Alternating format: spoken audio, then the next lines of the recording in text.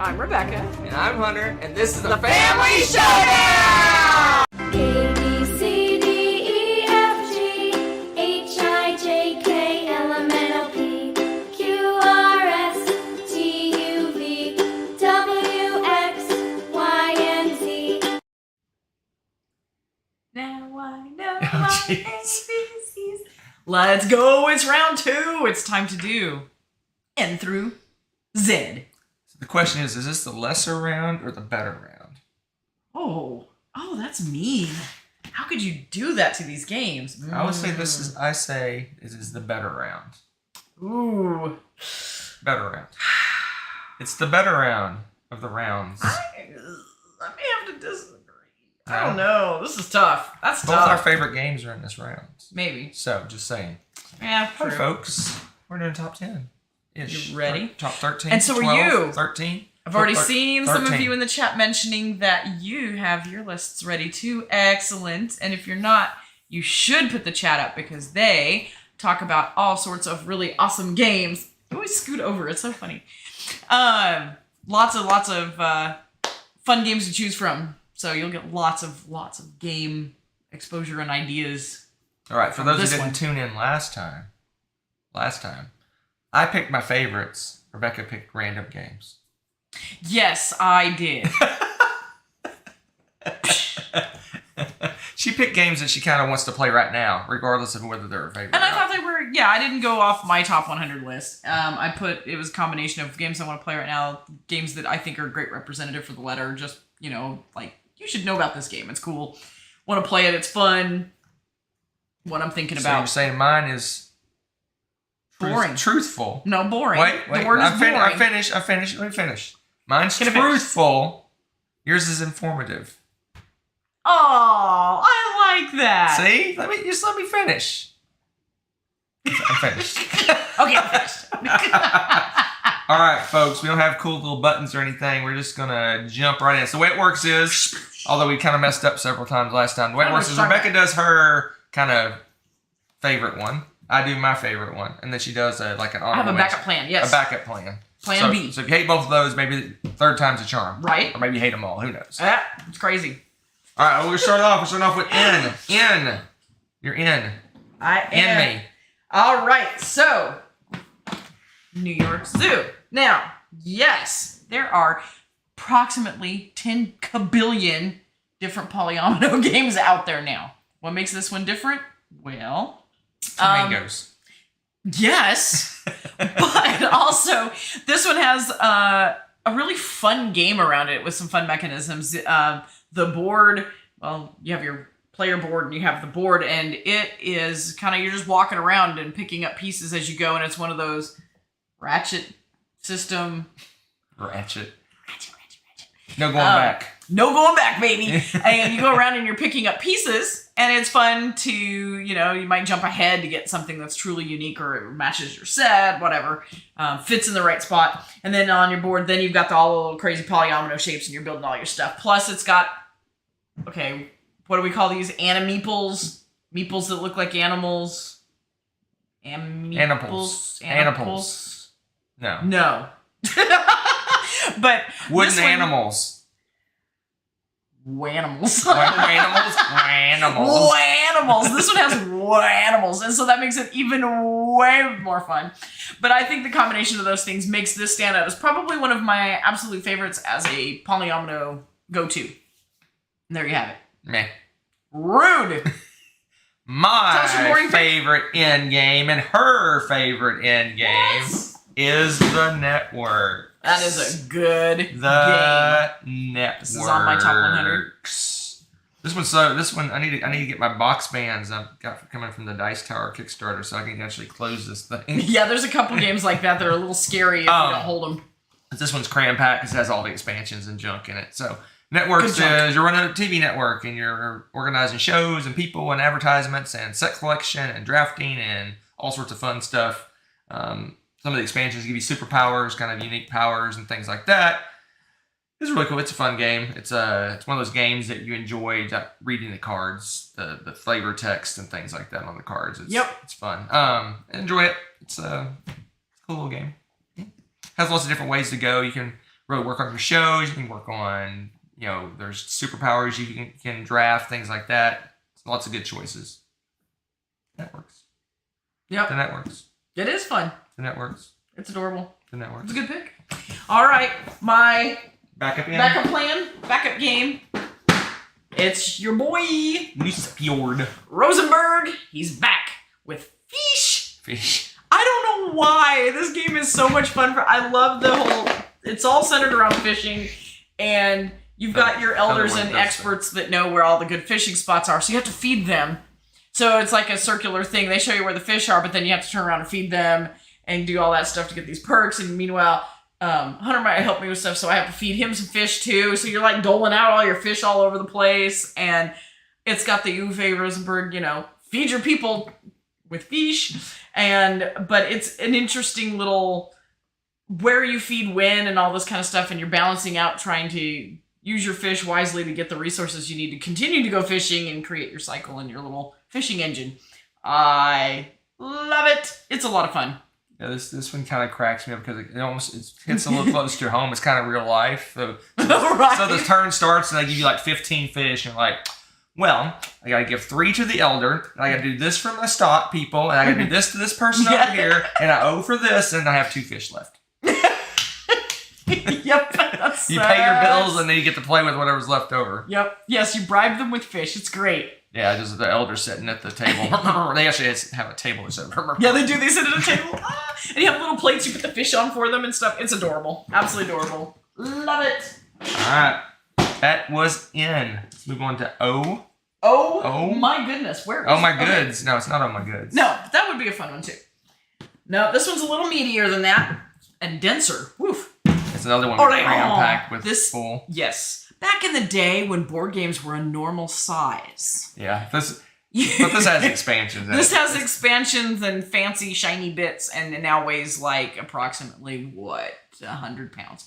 So Orleans is a bag builder puller thing. I don't know. Everybody argues about the minutia of that. I don't care. Pool building. Sure. You build a pool. And you pull them out of a bag, so it's a bag pulling. But you don't build the bag. You build the contents. Sometimes bag you build the contents builder. And the bear has a little heart. Oh, and then what I like about this game is you've got tracks. Lots of tracks. You've got a map. You're traveling around on the map and doing all sorts of things, and that helps you go up tracks. And those tracks give you benefits, and they also give you better stuff so that you can go around on the map and build up your this and that and everything. Again, it's all about like the engine building, getting a lot more people to help you hopefully pull out what you need to get all of your stuff covered, because there's different actions you can take. Like to travel, it takes 2 or 3 of a specific type of person. So you got to make sure you have those in your bag. You might want a lot of them if you want to travel a lot. You're trying to do all those things. You get too many of some, well, then you send them to do heroic deeds or whatever they're called. Good works. We call it going to die because you don't come back into the game. You go and sit doing your heroic works. You go and retire and you go do good works. Retire. So anyway, that's how you get rid of your workers. Retire your workers. And anyway, the tracks also have this. It's a cool scoring system because it's got multipliers and stuff with it. It's not just like, oh, I'm accumulating points. No, it's points here and there, but also the multipliers are your big ones. And how you get those? Most of the time, going up all these tracks. And so we're racing each other up a bunch of different tracks, trying to be the first one across to get very limited amounts of these little multipliers. Right. And citizens, I think they're called, maybe? I don't know. Multipliers. That's what they're called to me. Because I don't care. It's a little head and shoulders, a little bust. Yeah, there's like little achievements that you get to get the multipliers. It's a cool system. Yep. Yep, it is a blasty blast. I love this one. I love all the resources and the different things you have to do and trying to juggle how many people you want to use of what kind. And there's a limited number of certain types of specialty workers too. So there's that comes into play. Even 2-player, which I really like about that. This is a great multiplayer. It's a great 2-player game. Orleans. Oh, not on yours? Your alternative game is my primary game. Ooh, I should not be surprised by this. Ah, yes, a ginormous game about the size of Mars. Do tell us, Good sir, about your pick. So on Mars is a Vital Lacerda game, and you're on Mars. So basically, you're terraforming Mars. I guess you're landing on Mars. You're building little buildings. You got little rovers running around picking up stuff, and it's worker placement. But it got some interesting twists on worker placement. It actually has 2 worker placement areas. So there's stuff that you do up in the space station. You get blueprints and do space station-y kind of stuff.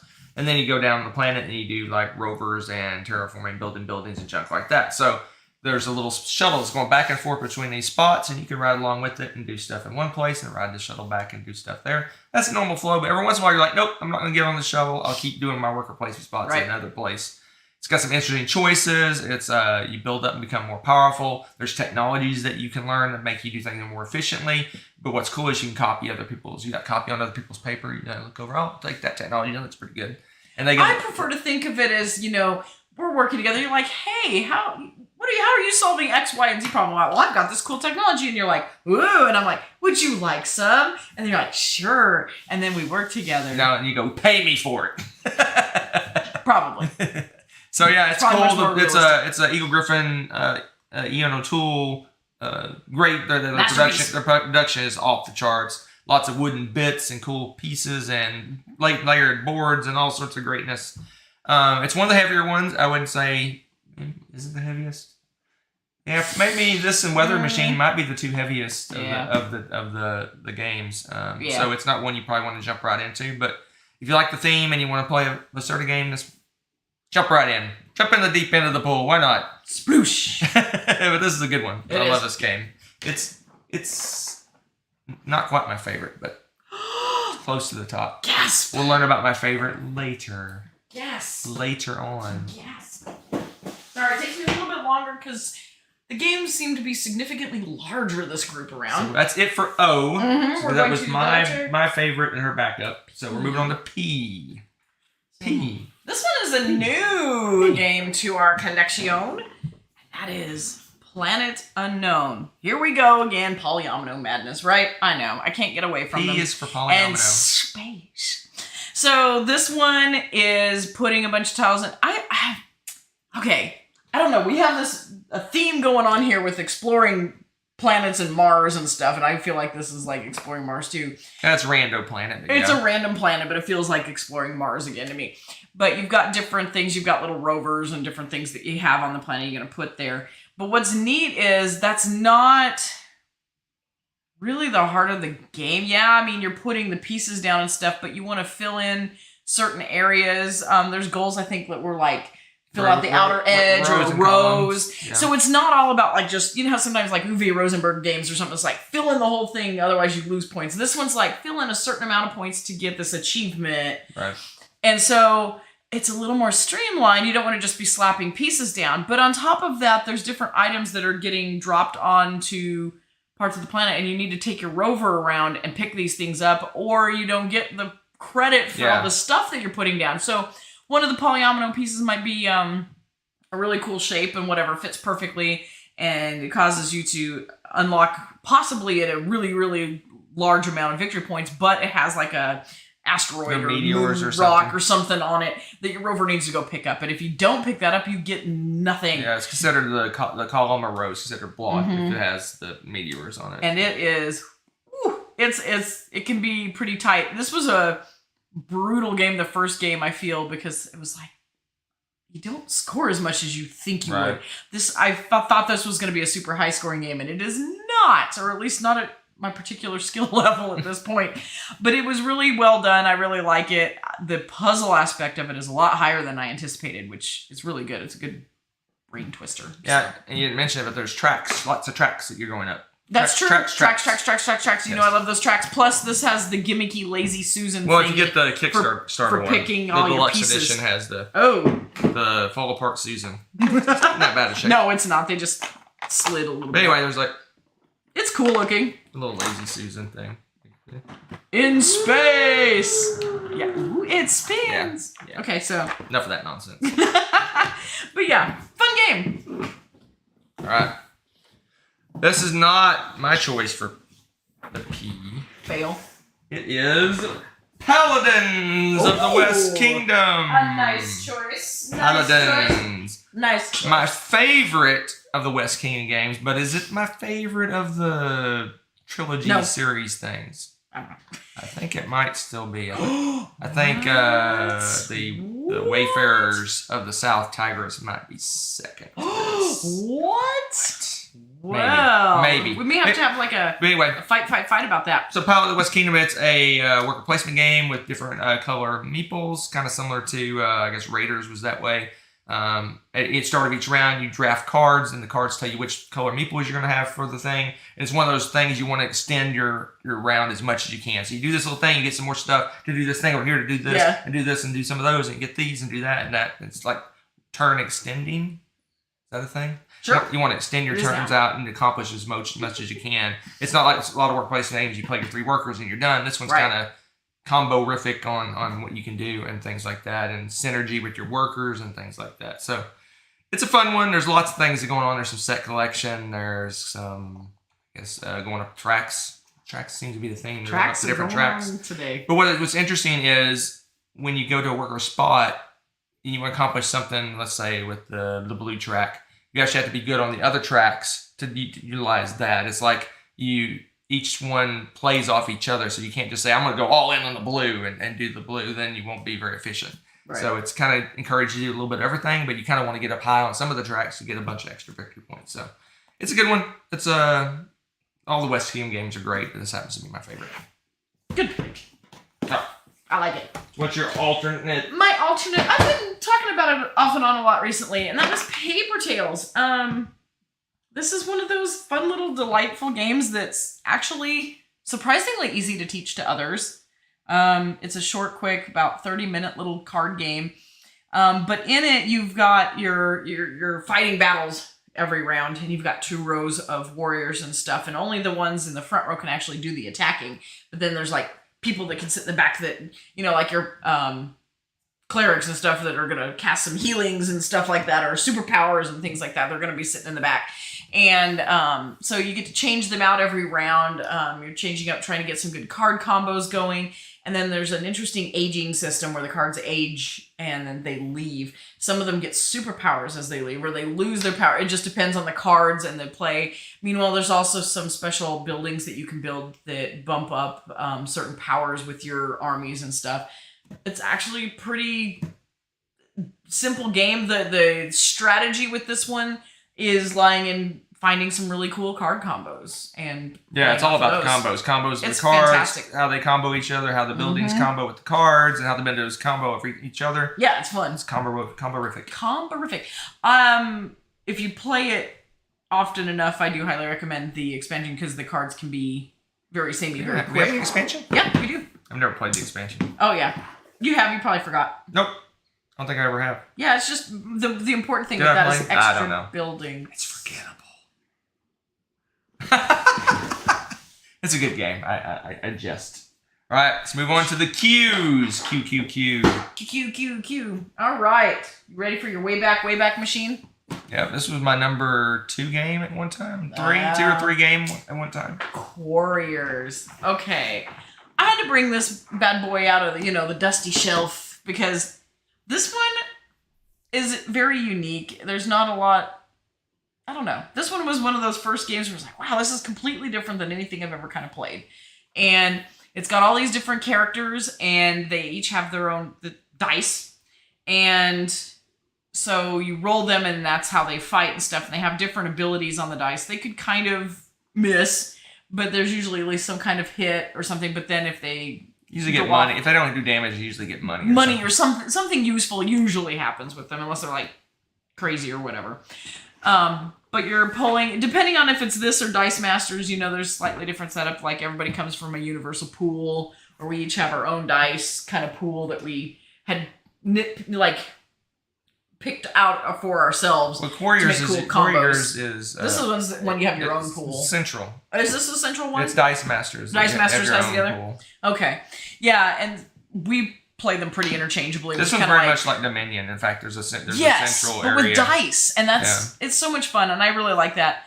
And it's fun because you have, again, it's all about kind of like Paper Tales, you got these combos going that you can Right. get off of that. And Dominion, like you said.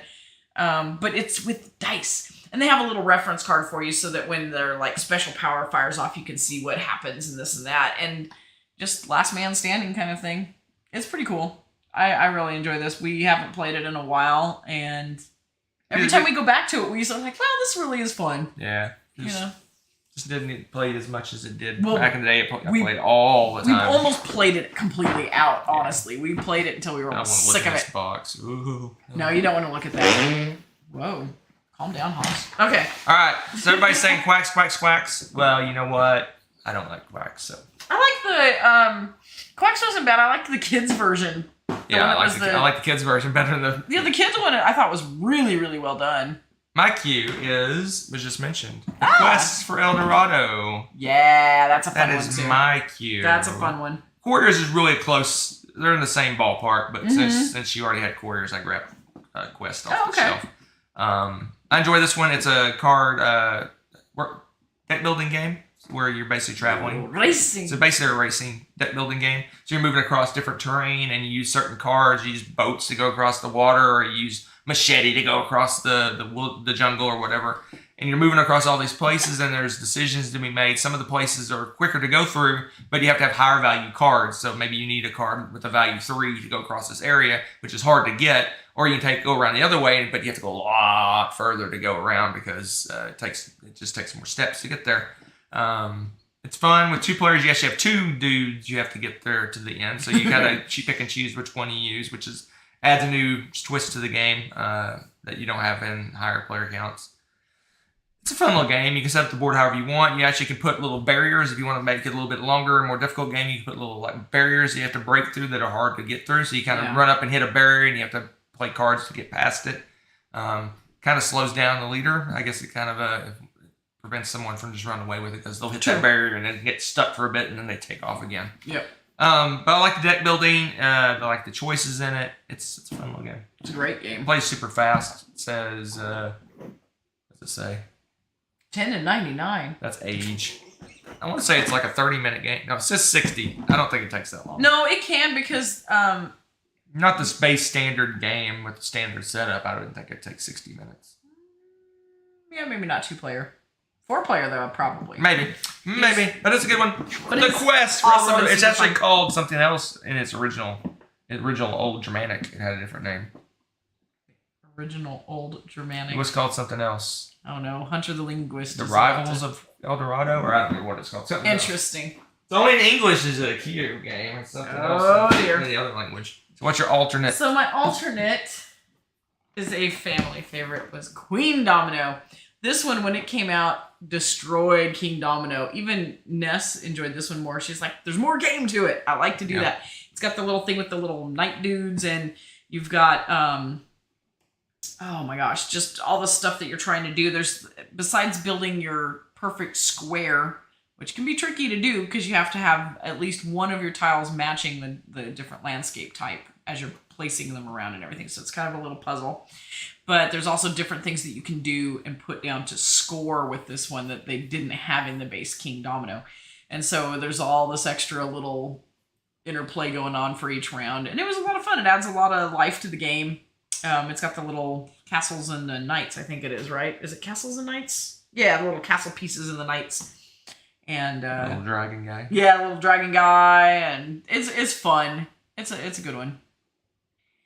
Yep.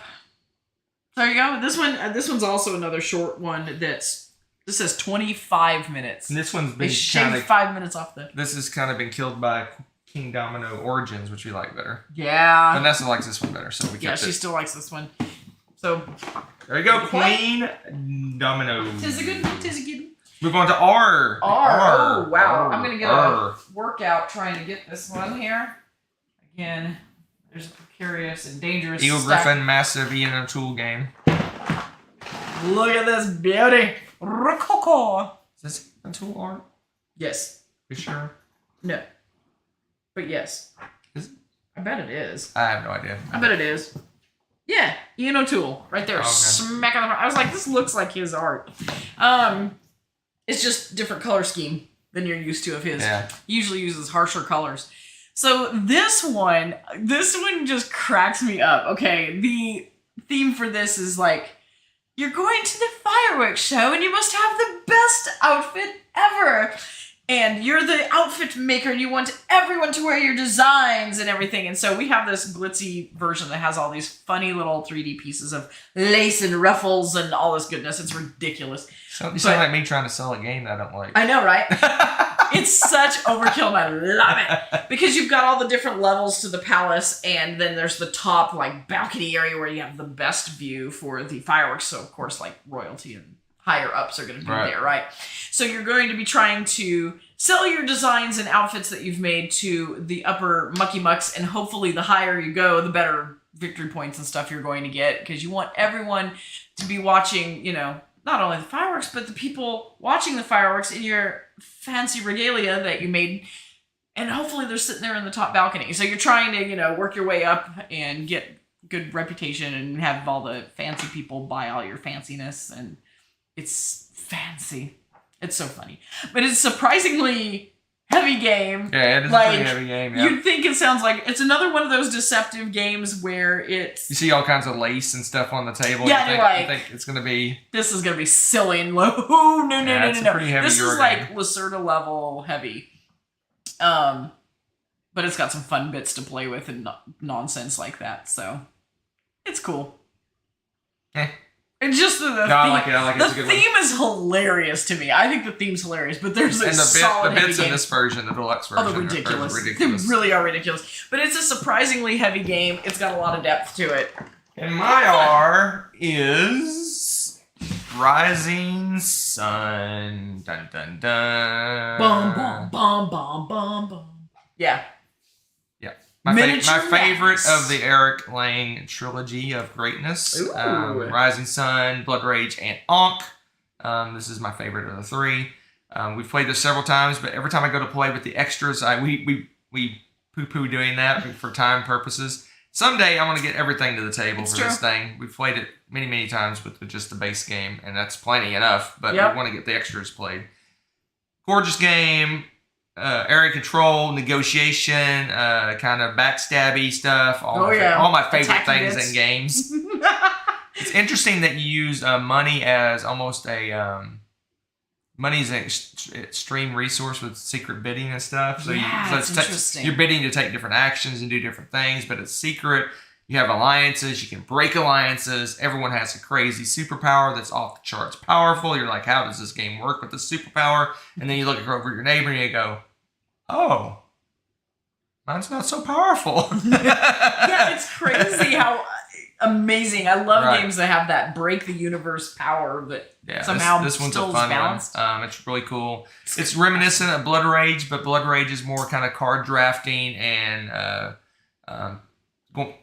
powering up your skills and things like this. This is a lot more negotiation and bluffing and alliances and secret bidding and stuff like that. So a lot of the same things are going on the board in terms of fighting each other and area control and things like that, but the engine that drives that is completely different. Same way with Ankh. Ankh's the same thing. It's area control on the board, but the engine that drives that is completely different from this game as well. So they have similar feels. Got the feels. Got you right in the feels. Got me right in the feels. Similar feeling games, but they're different, very different in how they play. So, and this is my favorite. The only unfortunate thing about this is it's 3+ players because you have that whole negotiation thing going on, so it doesn't really work with 2 players. So, Ankh with 2. Ankh with 2. Rising Sun with 3 or 5. Blood Rage with 4. I like your number system for that because I think you are correct. You're going to need to put that over here. I am very so low on heavy, space. Oh, you think that one's heavy? I just put down Rococo. All right, so you guys are mentioning some good ones too. Yeah. Oh, yeah. We used to have. I lost it. I saw it. Rune Age. Yeah, that one's a fun one. We had that way back in the day. We did. That was a fun one. Old game. And Role Player. Yeah, we have the expansion. I think I liked it better than you for Role Player. I like all the expansion. We haven't gotten the Adventures one. I have because we're like that. Seems I like all too the expansion, but it does kind of. The bloat starts to get there as you more and more different things. For sure. So my backup, I don't think I saw anybody. Yeah, somebody said it. Oh, did they? Yep. Okay. Correct. Listen to all the metal coins, all 5,000 pounds of them. I'm telling you, someone's gonna find this house 2,000 years from now and think that it's some kind of hidden treasure. They're like, they think we're a pirate that's been raiding different countries and all this collecting is their our currency. board game collection. We probably have like 50 different kinds of metal coins in this house. They're like, they're all they must in have boxes. been raided. What countries are these from? They were hiding their stash of treasure. Why is there raccoons on these coins? So this one was the one that kind of started it all for us with this and Lizard Wizard. Oh my gosh. Fell in love with this, and to the point where Hunter eventually got the deluxe edition. The artwork and everything is so cool with this. It's crazy art. You got these cards and you're trying to set up sets, railroads with, what is it, streets or something? Towns. It's towns. And then you've got your characters and you want sets of characters. And meanwhile, they're all coming from the central area though. So you're trying to snipe them before somebody else does. Right. Because a lot of people are going after the same combos and whatnot. There's a little mini stock market thing going on with all of the resources in the game, which it's a really fun stock market and it's interesting. And this is how I first saw Jason as like Mr. like board game wizard in action, because he like memorized like the board and how the stock market was playing. Yeah, you did. I know. But you're like, because Jason was going for the there's like a automatic, you get like a certain amount of money, you win. He was trying to do that. I know you were doing, but see, like I usually see you like wheels turning. I didn't like Jason's subtle with it. Oh my He's gosh. subtle because like he'll be looking down at his money and someone will ask a question. He's like, no, it's 7.5, and you're like, he didn't even glance up. It's like he's got some kind of like, photographic memory. I know, it's insane. So yeah, it was a lot of fun. And this is a really, really super fun game to play. And if you have to wait on your turn, which you really don't, the turns go really quickly. You can stare at beautiful art. So it's like a win-win. Yep. It's a good one. Not as good as Rising Sun. That's good. All right, let's move on. Moving on to S. Moving on to S. S. Okay. I think this one, oh no, it is on my side. But this is my S as well, so it's a crossover. A crossover, as it should be.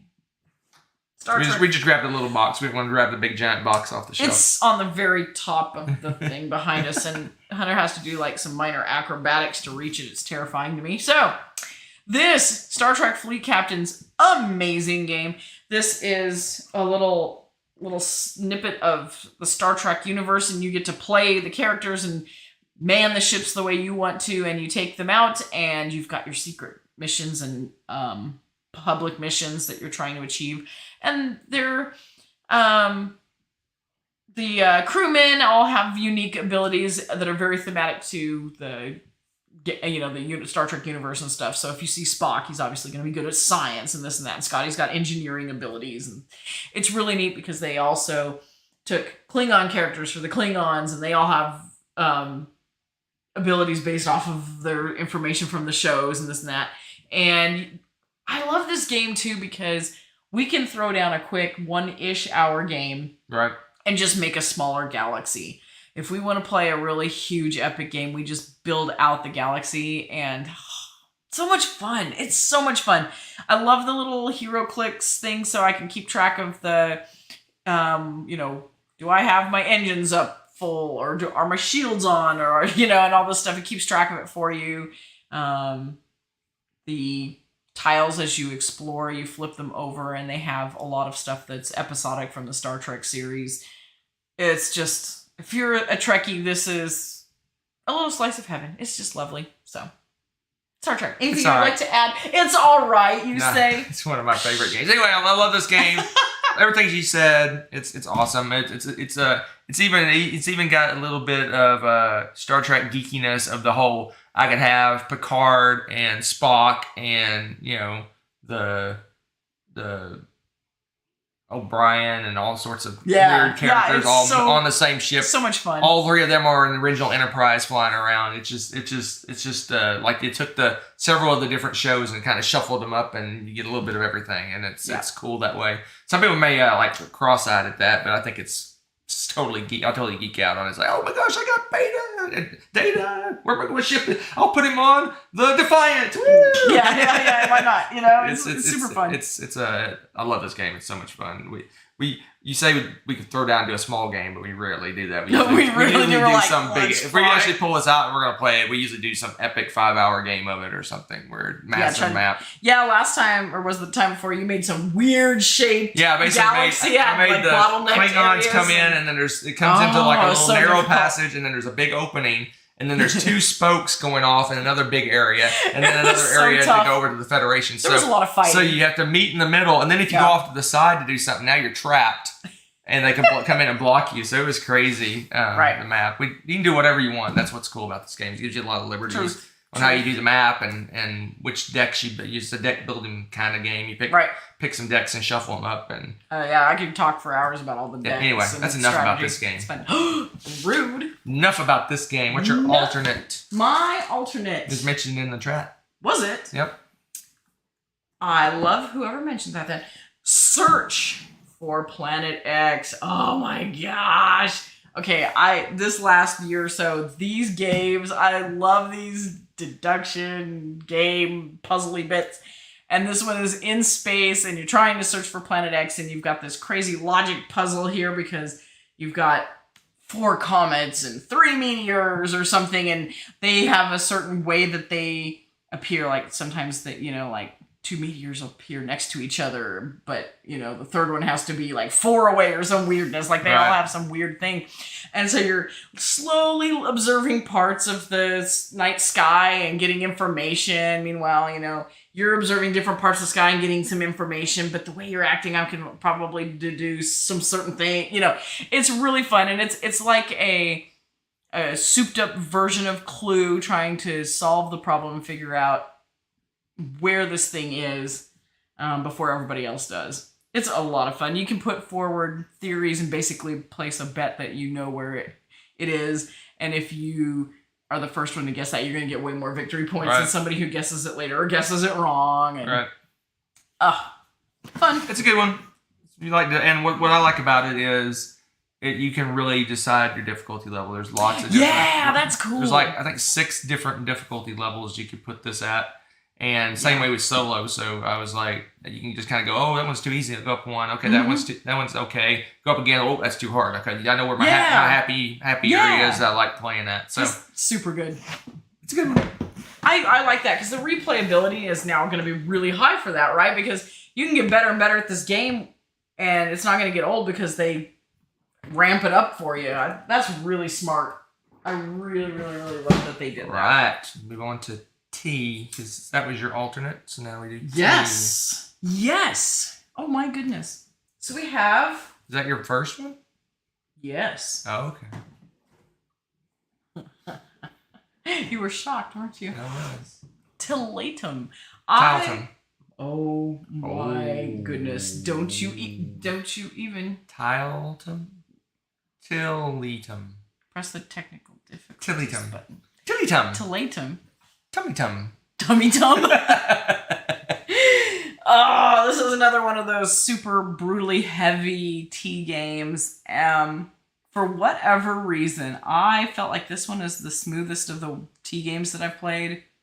And this is my favorite right now. This is, I'm pretty sure this is my favorite. I would like to, if infinite free time in the world, would love to throw down like a T marathon and just see for sure. But I'm like 90% sure that this is my favorite now. This one's kind of middle of the pack. Rude. But I don't know. I just like the way the gameplay flows with this one. It's like my brain clicked with this one faster than some of the other ones because like I really love Tuscany and I love the gimmick with the obelisk and stuff. Right. But man, it takes me a while to get that one's a little brain burning. This one's pretty straightforward. This one's a little more straightforward than that, and so I don't know.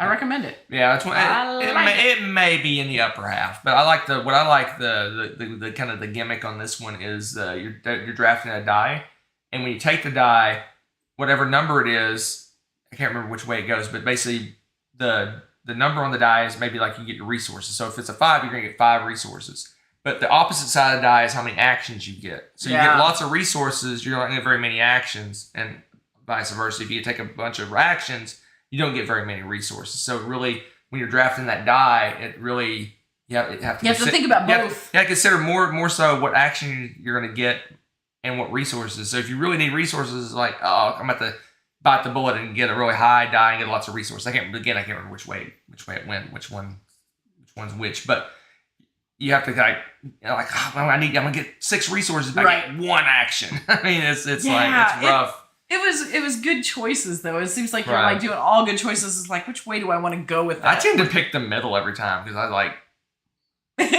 always pick 3s and 4s, so I'd get a lot of both.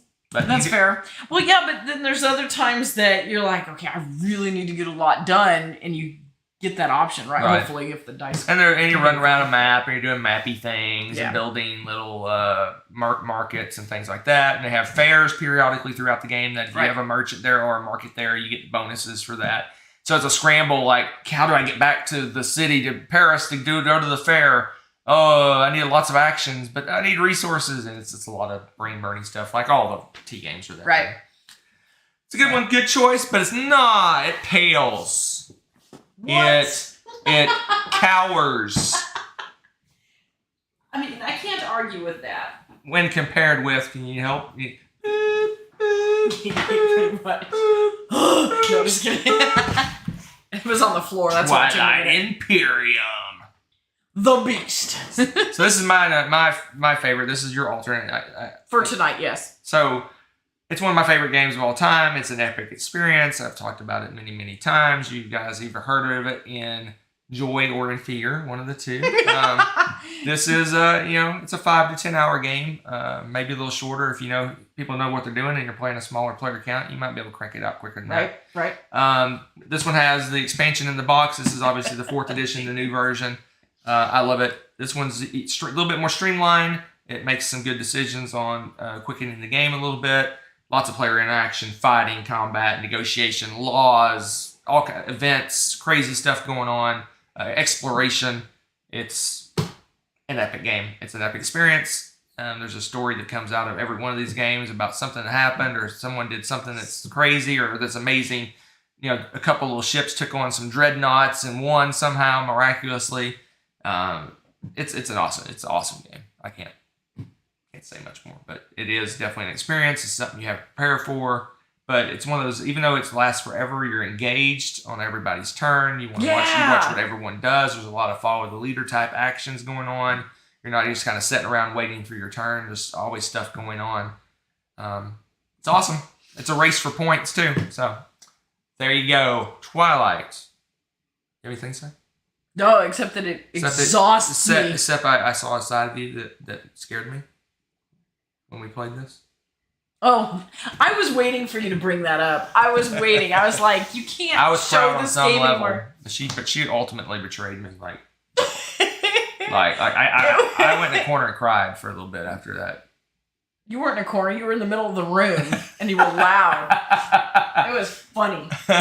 No, Twilight Imperium. Everybody knows I betrayed you by now. All right, let's move on with the you.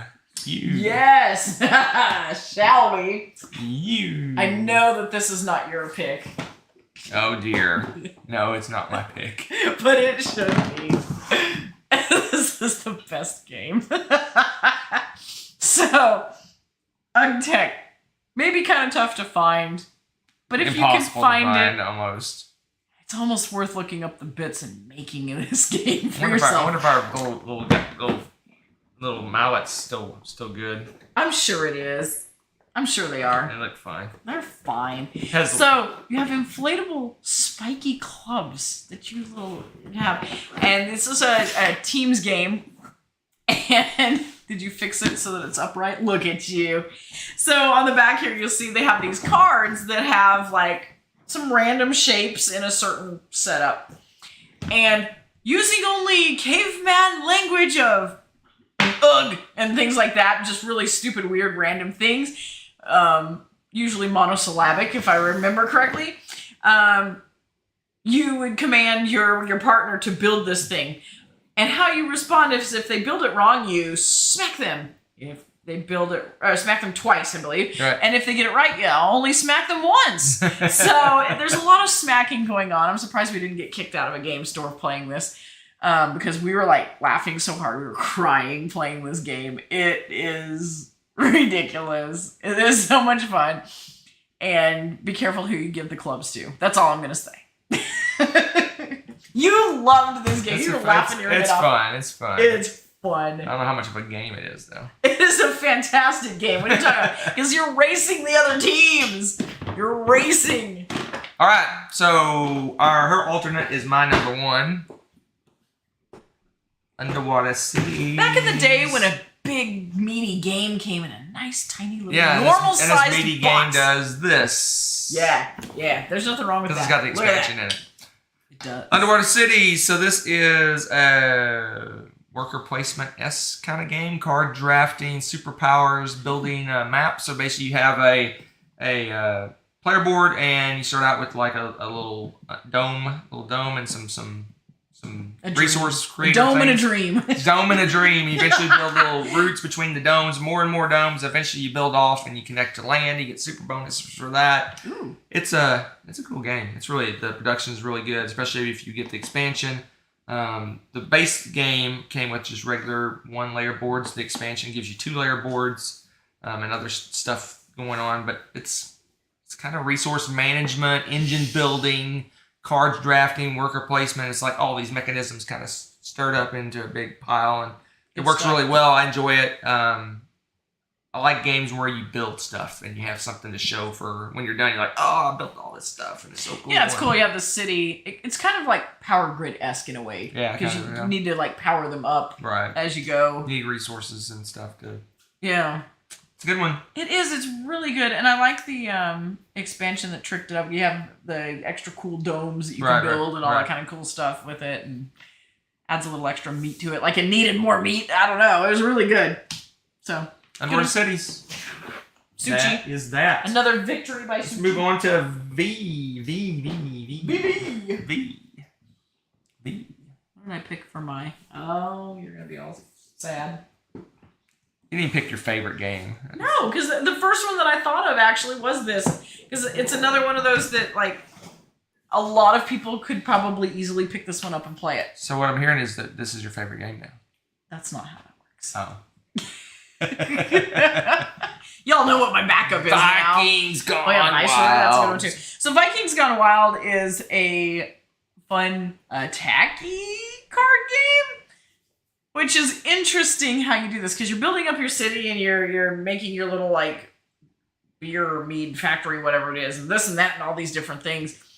And you can choose to attack the other players every round.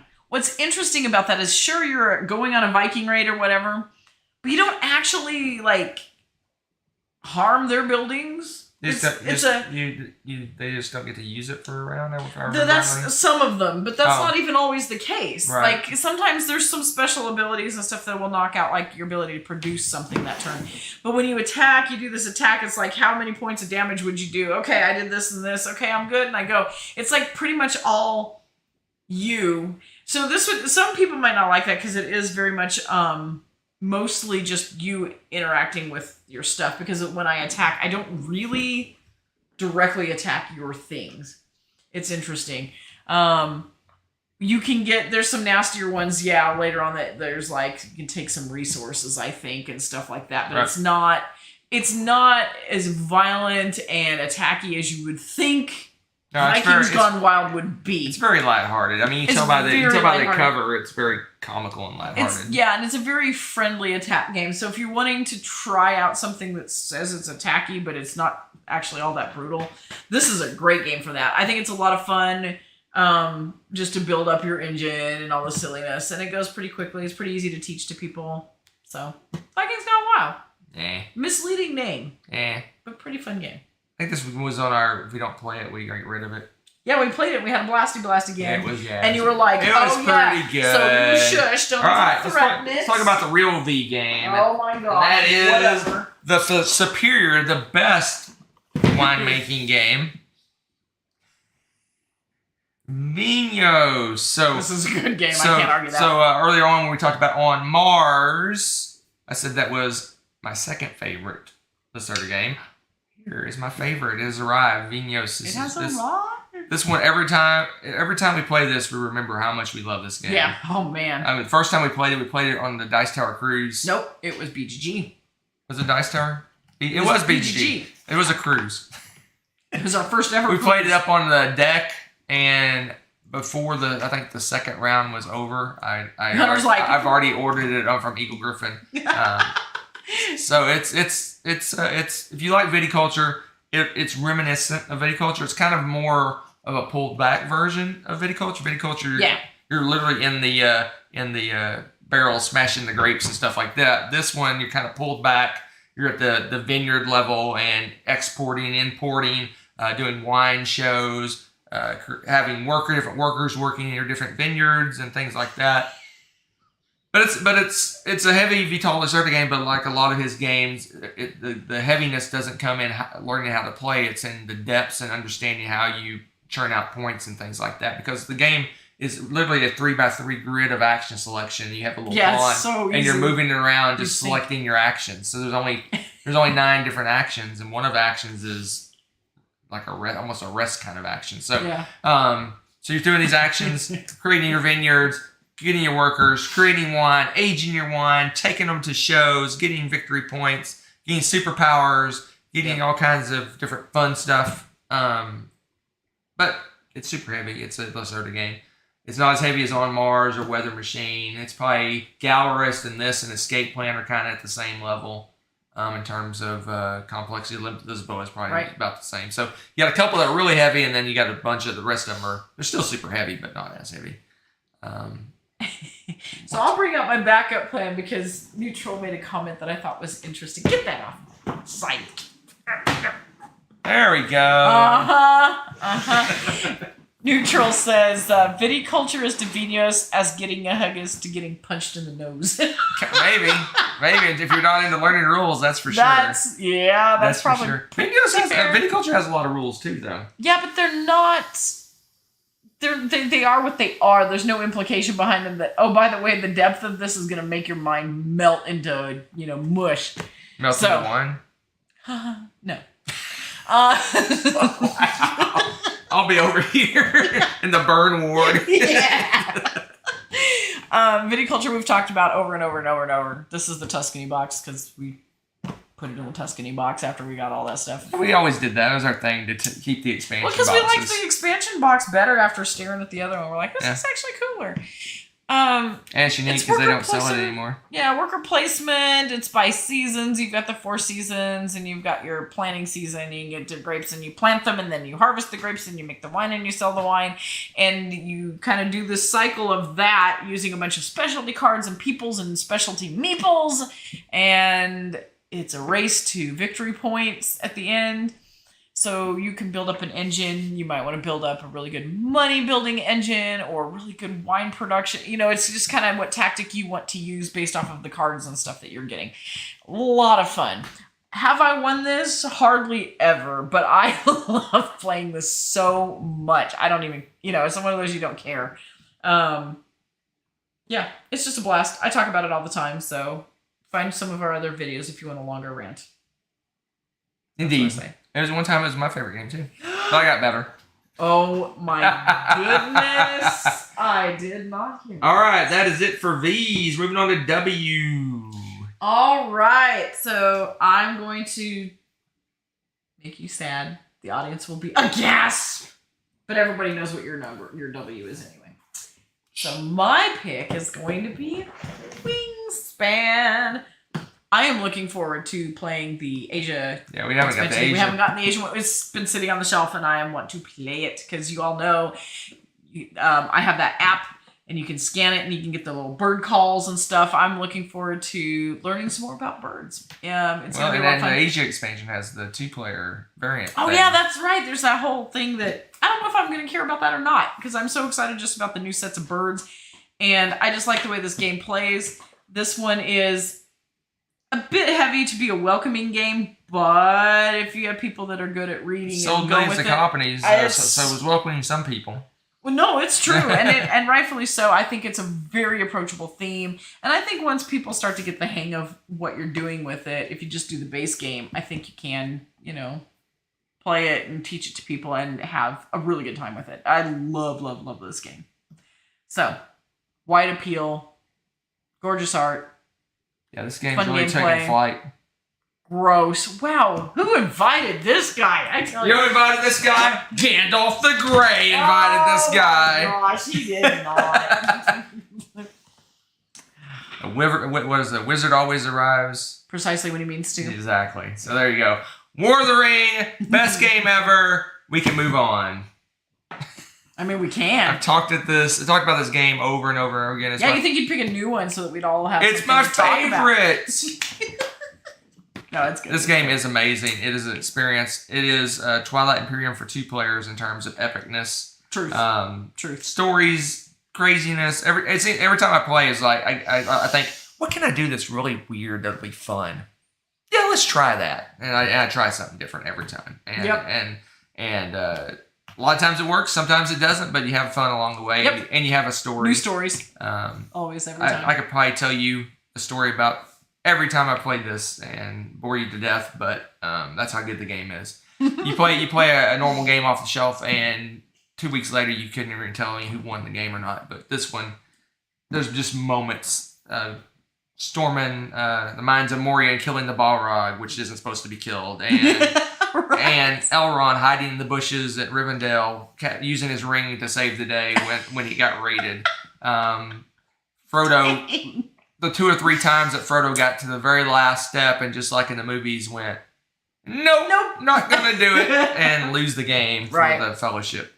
This game's just so amazing. Troll, why do you think I hate Sean Astin and Hobbits now? What is this? What is this shade? Because you didn't put War of the Ring as your favorite. Oh my gosh. This game is awesome. I love this game. We play it with everything. And the kitchen you know what? sink. Life goal, I want to play this in New Zealand. Now that's my new life goal.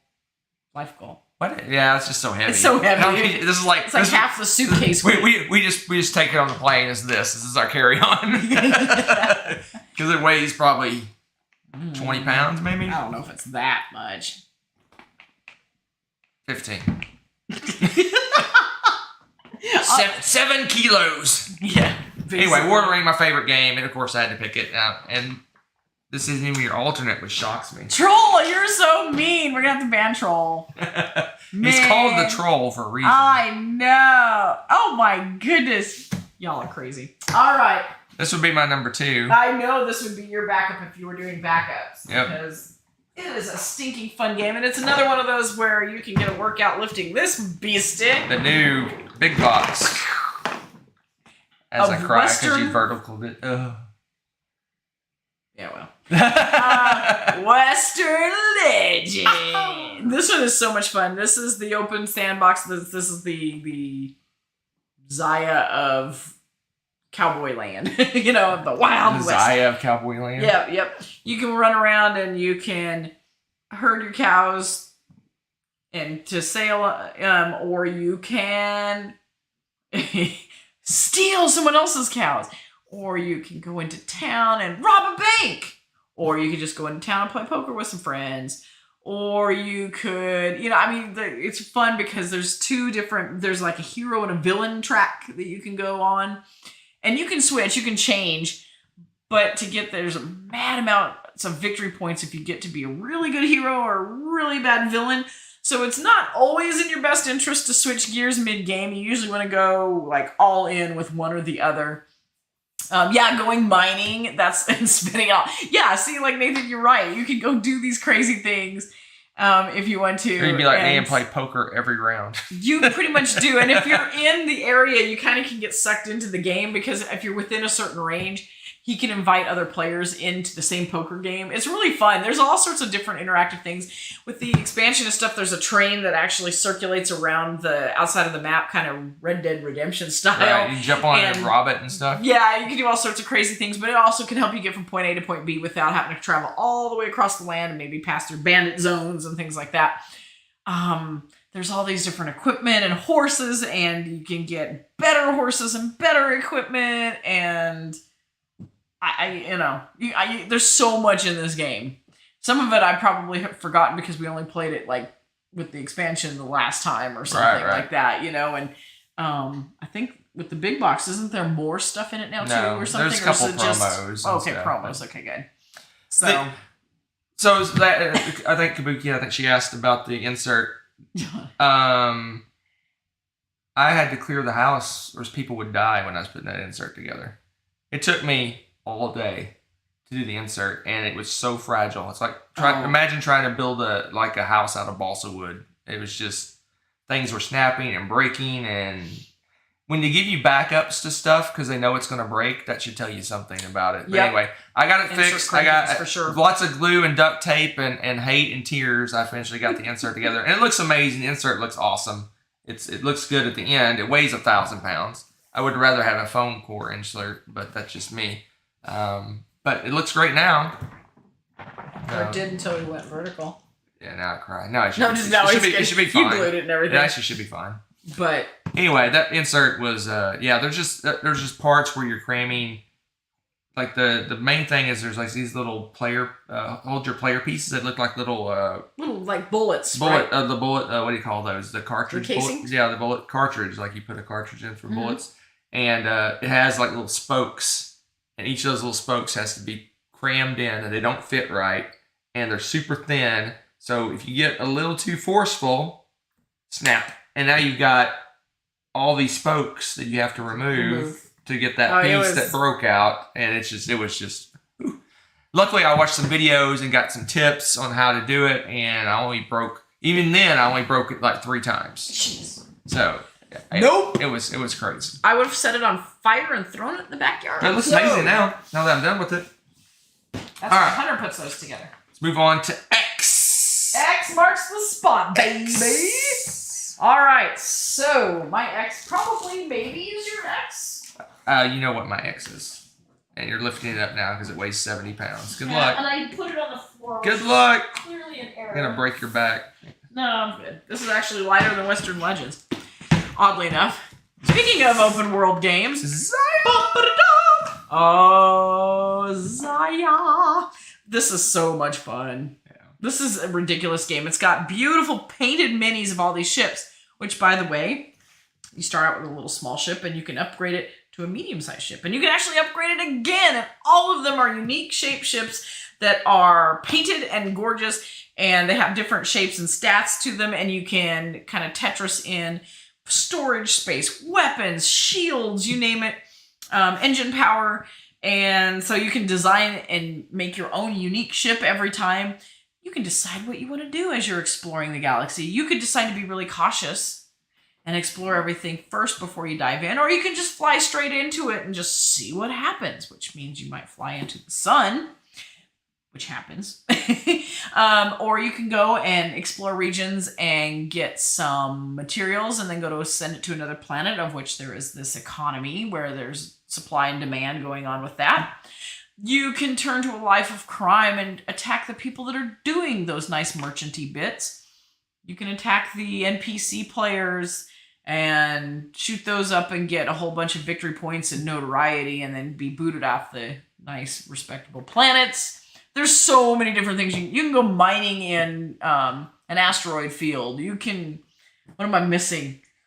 I'm not missing much. Well, actually, I am. I think there's some mini little planetary shields. You can run from the cops. You can kill the cops. You can rob the merchant. You can run. I already said that one. But yeah, there's like so many different things you can do with this. You can be... so much fun.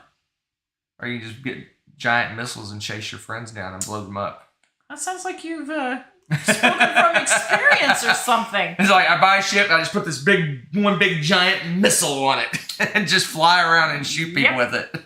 So what usually happens if Carl's over is I tend to, if I don't win the game, I come darn close because you two start shooting each other. Now, last time you and him killed each other and I won. That's true. Because I started to pull my usual trick and you guys are like, wait a second. Carl's like, I'm going to rob you. Yeah, so usually this is pretty adventurous. It's pretty exciting. You never know what's going to happen. It's another game like Fleet Captains. You can decide how long or short a game you want. Yes, I was just going to mention that. Yeah, you go to a certain point number. You want a quick game, go to 10 points. You want a long game, go to 20 points. It's your choice what to do. All these achievements and superpowers and all sorts. It's an amazing game. It is, absolutely. It's amazing. Amazing. Did you put a little thingy for my... Your backup? I have a backup. It's been a while since I've played it. But I saw somebody was talking about that in the chat as well. Boom. That was a surprisingly fun little game. Little card game. You're putting the cards up in the rows and you're trying not to get the negative points and psych everybody out on getting them to pick that row. It's a card shedding game, but you're forced to take stacks. And you're trying to psych other people out. You want them to take the worst ones and whatnot. I just like little bowl symbols that are bad and stuff like that. So, we played it at it was one of the Dice Tower events. It was the pre-cruise gathering thing and stuff. That was fun because we tried a whole bunch of little light fun games. Yeah, we had a couple that was introduced to us a bunch of different games, and this is one of the ones we played. It was fun. So it was really cool. Z played was it 6NIP? I think Z played a game with me that's very similar. It's almost exactly the same. It just tricked up a little bit. It has something to do with it was a lot like I remember it being something like No Thanks, where if you have sequential numbers, they aren't penalized or something. I can't remember. It was years and years ago, and I only played it once. So, but yeah, no, it's a fun little card game. That's cool. Something to do. So that was your backup X, right? That was my backup. So now we're to Y. Oh, why? My goodness. Why ask why? Why? Because we like it. I can't believe you picked a game you complain about all the time. I only complain about the graphic design. Whatever. The gameplay is amazing. Yokohama. Another meaty little game. It's like a heavier version of Istanbul tweaked because you have some weird things you have to do for movement like Istanbul. You have to plan out your moves accordingly. There's unique tile placement that could be a little bit different in different games. So you're going to these different places and accomplishing these things. But this time you're building up more of a little engine and stuff, trying to get stuff done. Not collecting rubies. But I really, really like... I feel like this one's got a smoother gameplay. It's heavier, for sure. But I don't know. It's just really fun. Surprisingly, this is one of those that says 90 minutes on it. But to me, it feels... Oh, it's a big, heavy game. Yeah, it feels like it should take 3 hours the way it plays. Right. But it's only 90 minutes. And I find that really awesome. Yep. I think that's one of the reasons that it really grew on me grudgingly, because I wasn't really a fan of the art style. If you play Istanbul, it'll feel familiar in how the movement of the workers work. It's not the same, but it's similar in how they work. So. For sure.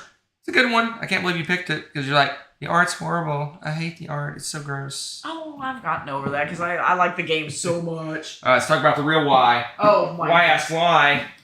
Why ask why? Oh, yeah. Yeedo. Of course you picked that one. Yeedo. Yes. So if you want a heavy worker placement game that's mean as all get out, this might be the game for you. So it's a big time worker placement, 3-hour game. What is it? 2 to 3 hours is what it says. Oh, easy. It's got worker placement. It's got mean cards, contract fulfillment, resource management, hard decisions, building up your superpowers, you get special powers.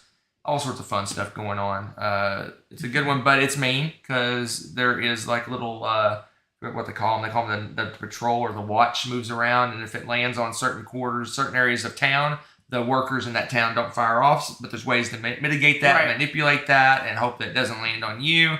But just when you think it's not going to land on you, it does, and you cry. It's got some tough choices in terms of resource management. So the contracts, you have to have all these things to do the contract, but you don't always spend the stuff. So like you have to have a certain set of weapons to do this contract.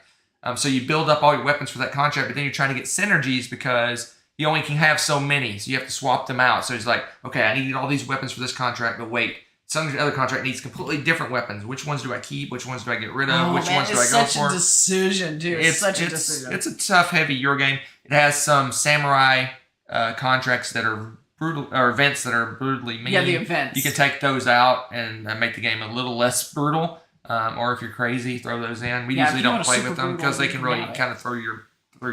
You can lose weapons and things like that. That can kind totally of throw off the whole game. Yeah. But it's awesome. It's an epic experience. It's probably one of the heavier worker placement games out there, and it's fun. There's a cool new deluxe version that came out a year or two ago. Okay. I didn't get because I like our version. Oh yeah, I love our version.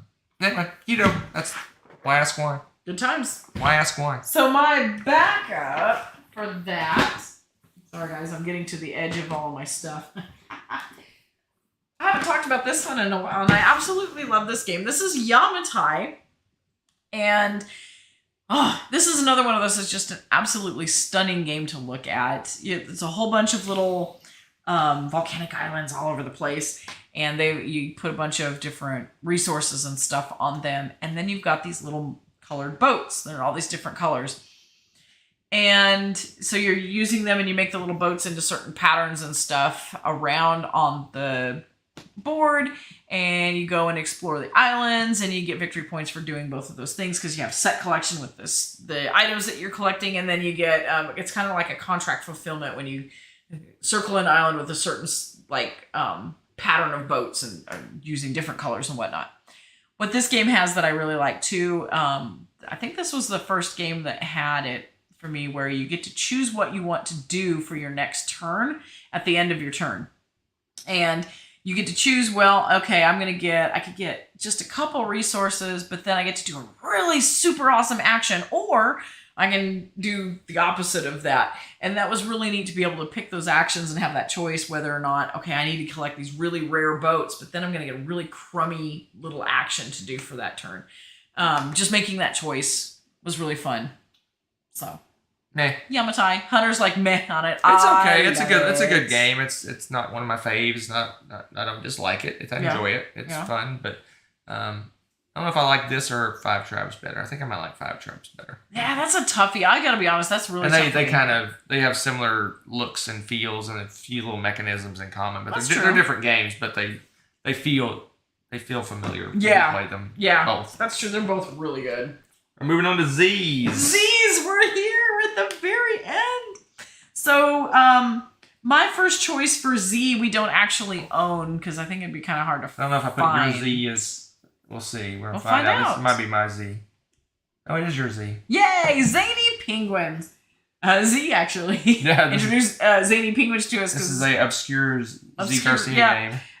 Absolutely cute little art, and it's a card game, and it's got all these little penguins on them, but there's like 3 or 4 different little regions that they live in, and it's a weird kind of like a funky rummy-esque kind of game, and you're trying to do like it's not set collection really, but well, it kind of is. You're drafting cards, and you can play cards down in front of you, and you keep cards in your hand. Yeah. And based on what you have in front of you is how you're going to score. So if you have the most of a certain region, that's right, you score a bunch of all the cards in your hand. But if you don't have the most of a region, you only score your lowest card in your hand. So it's a whole.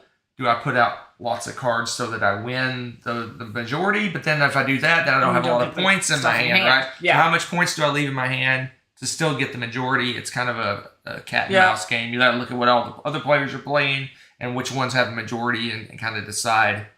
But basically, when you're playing your cards down, you're basically losing potential points, but you also have a better chance of getting points. So it's a weird combo. So. It is, but it's a very cute game. It's really cute. And surprisingly fun to play, because sometimes some of those, it's like, it's just a variation of X, Y, and Z game or whatever. But this one felt like a little fresh change to it, and the art's absolutely ridiculous. So, love it. And it has penguins. It does. My Z, we do not own. We don't. We only own one Z game. And the Zimbabwe? No, that's the Great Zimbabwe. The Z game we own is the one that you have as is my backup? Is your backup. Fair. So my favorite Z game, we don't own anymore, is... Zularetto. I liked that game. That's a We played it to death with the kids. We played this over and over and over. And as soon as they said, "Oh, I don't want to play anymore," it's out. Okay, I don't know if it was quite that quick. So Zularetto, you build a zoo. It's a whole almost like a drafting. You're drafting animals. So you have a little cart. You're putting little animals on it, and eventually you're going to take a cart and you put the little guys in your little zoo and. Certain animals can go in the zoo, and if you have like a male and a female, they have babies and all sorts of fun stuff. It's a cute game. It's almost how to describe it? It's adorable. Tableau. I wouldn't even call it tableau building, but basically you're having. It's like you only have a certain number of pens, and you can only have certain animals in certain pens, and you got to mix and match, and you can keep some in your little zoo house, but only so many. It's like Zoo Tycoon, but a board game. Yeah, it's kind of an efficiency puzzle of moving the animals around and stuff like that. So. It's a fun little game. Cute. It's so cute. That's my Z, and then your My alternate is the only Z game we own. This is the only Z game I think so too that we own, and that is Zombie Dice. Oh, I don't know how it got upside down. Zombie Dice. Okay, we have played this game so much. We first started having gaming groups over. It was like either the beginner or the ender for the night kind of thing, just to play. Or it would be the filler game in between stuff, or when we were really in the mood to play, it was like all of the above. You know, we played this so stinking much. We did Zombie Dice tournaments. Oh my gosh. We even have an expansion or two. It's got like Santa Claus and the cheerleader and the cheerleader jock. And the jock. Yeah, that's the one. And it is hilarious. You added plastic brains. That's a brilliant idea for scoring. I love that. You know what? There's room in this. We could probably do that. Yeah, I like that idea. Not bad. That's hilarious. But all the dice have, special ability depending on what specialty they are and stuff. And then there's and it's color coded, kind of like a stoplight. You got green and yellow and red, and you can only get a certain amount before you're out, so you're always pushing your luck trying to go as far as you can and get as many brains as you can before you die. It's stupid fun. It's just dice rolling silliness. It's one of those you can just sit around the table and chit chat and laugh at people and stuff. Yeah, they're great. Oh, a school bus expansion? That sounds hilarious. Yeah, we never got that one. Yeah. That's it. Woo! We made it. We did through the entire alphabet. We made it. And there were games for every letter. That was something that surprised me. I don't know. How do you guys feel about that? Were you surprised at how many letters you could actually cover? Because I didn't, even though we have this ridiculous collection. Well, we had to dig pretty hard for Z. Yeah. I mean, there was not, in the list, still. in the list that I ranked for my top 100, I usually do like 250, 300 games. There was not a Z on the entire But there's not that many games that come out with the letters Z. So I had to go to Board Game Geek and look up my collection, rate all the games I've rated, and find all the Z's. And I think I've played I've played about 7 or 8 Z games. Right. Maybe. X is hard too. Yeah. Z, and so the Zapotec, and there's several others that we played that. Yeah, I kind of helped you out with that. That's true. But yeah, people are talking about the letters that are a little bit.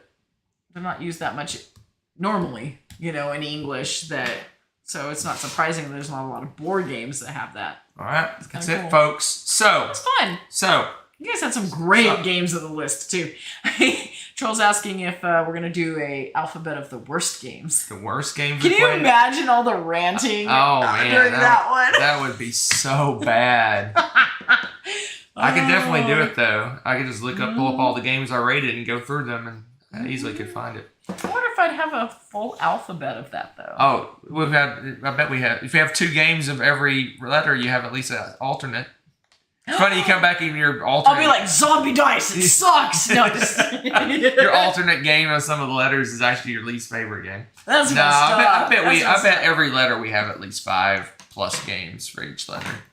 Z? Yeah, I had like 7 or 8. Oh, okay. Z games. Okay. Well, yeah, I forgot about Dorado completely. Yeah, interesting. See how well you know the audience. All right.